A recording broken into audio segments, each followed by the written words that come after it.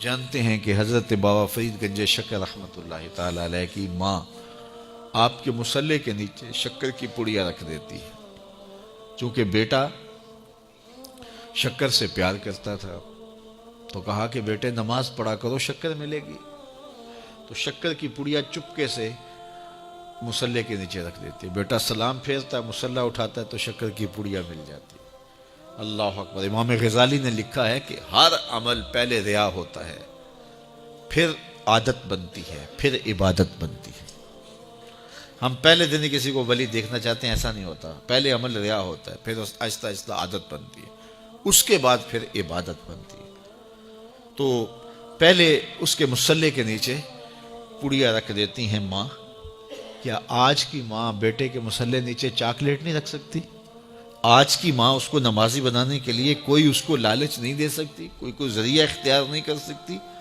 بابا فرید کی ماں، آج کی مائیں تو ماشاءاللہ بڑی پڑھی لکھی ہیں، اللہ اکبر۔ وہ تو سادہ دور تھا، لیکن سادہ مزاج ماں اپنے بیٹے کو ولی دیکھنا چاہتی ہے۔ آج کی ماں اپنے بیٹے کو ڈاکٹر دیکھنا چاہتی ہے، انجینئر دیکھنا چاہتی ہے، اچھا بزنس مین دیکھنا چاہتی ہے۔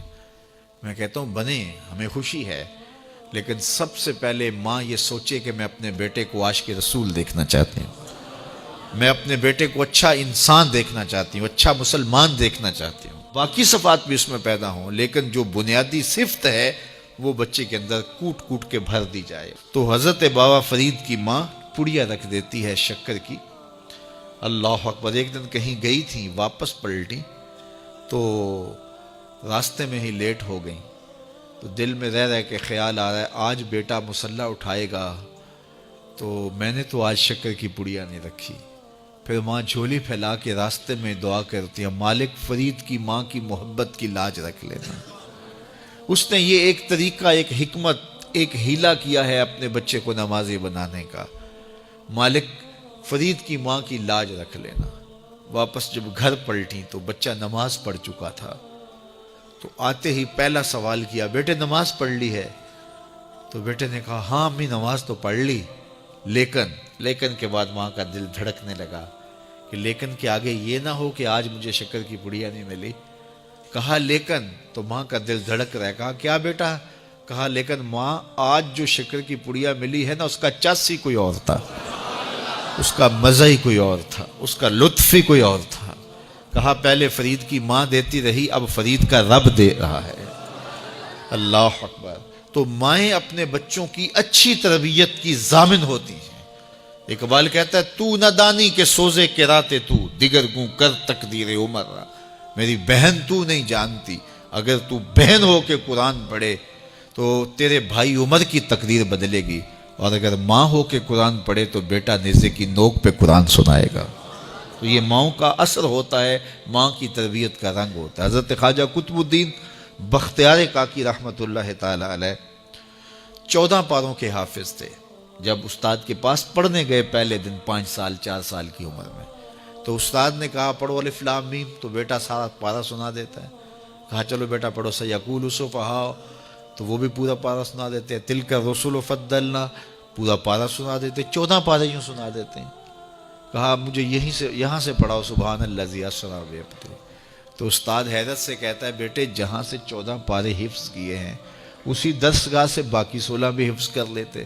کہا میری ماں کو آتے ہی 14 پارے تھے، حفظ 14 پارے میری ماں نے کیے تھے، اور صبح جب اٹھتی تھی کام بھی کرتی رہتی تھی اور قرآن بھی پڑھتی رہتی تھی، اور یہ 14 پارے ہمیں بچپن میں ماں کی گود میں یاد ہو گئے۔